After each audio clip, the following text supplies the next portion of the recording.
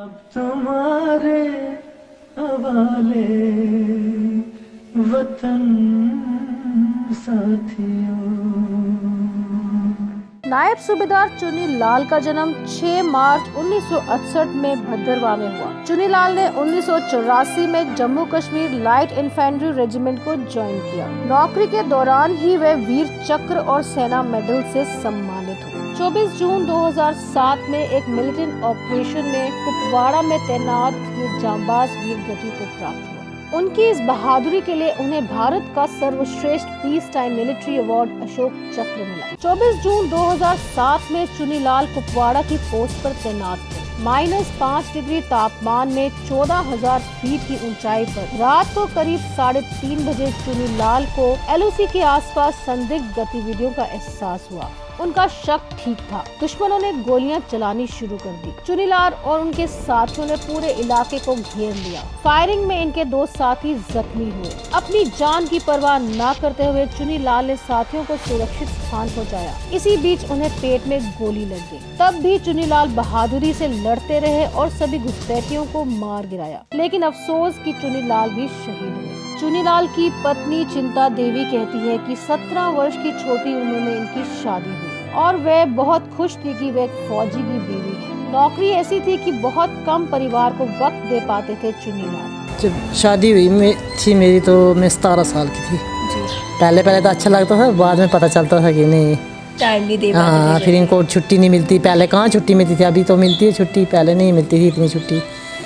तो जब शादी हुई थी तो 1 महीने की छुट्टी आए थे, फिर गए थे तो जब छुट्टी काट कर गए थे तो 9 महीने के बाद आए थे। उस समय चिट्ठियों द्वारा भावनाओं का आदान प्रदान होता था। हर एक चिट्ठी को ना जाने कितनी बार पढ़ा होगा इस वीर नारी ने। चिट्ठी भेजते थे उधर से, मैं भी भेजी। तब पहले फ़ोन नहीं थे तो चिट्ठी बस उन्होंने भेजनी, उनका चिट्ठी का इंतज़ार करना।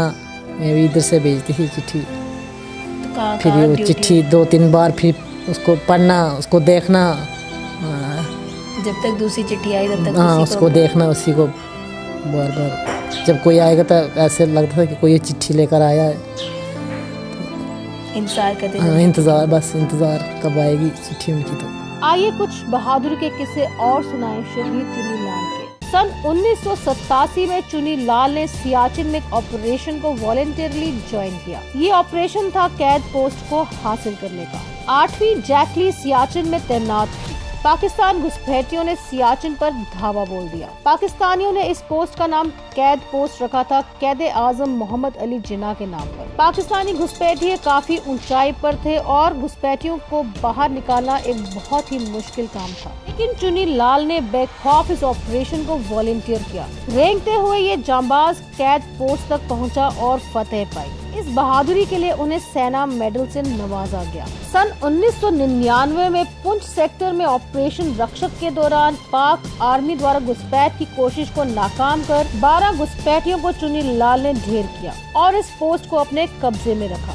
उनकी इस वीरता के लिए उन्हें वीर चक्र से सम्मानित किया गया। इसके अलावा Chunilal United nation peace keeping force का भी हिस्सा रहे और सोमालिया और सूडान में भी अपनी सेवाएं दी। ये वीर नारी कहती है कि पति की शहादत के समय बड़ा बेटा 14 साल का था और 2 छोटी बेटियां भी थी। ऐसे में शहादत के बाद परिवार पर दुखों का पहाड़ गिर गया। इस वीर नारी का बेटा भी अब फौज की नौकरी कर रहा है। लड़का था कोई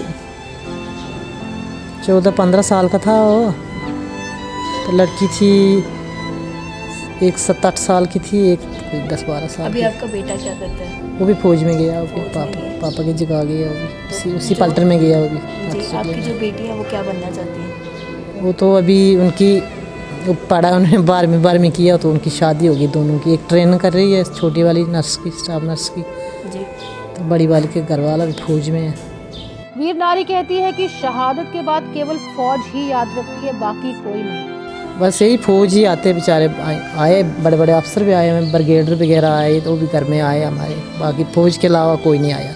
अंत में एक सवाल है हमारे समाज से, क्या देशभक्ति का जिम्मा केवल फौजियों ने ले रखा है? क्या हमारा कोई दायित्व नहीं इन फौजियों के परिवारों के लिए? आप में से कितने लोग फौजियों के परिवारों से मिलते हैं? कई वीर नारियां कम पढ़ी लिखी होने की वजह से अपने बच्चों को मार्गदर्शन नहीं दे पाती। इस वजह से इनके बच्चे भी ऑफिसर रैंक तक नहीं पहुंच पाते।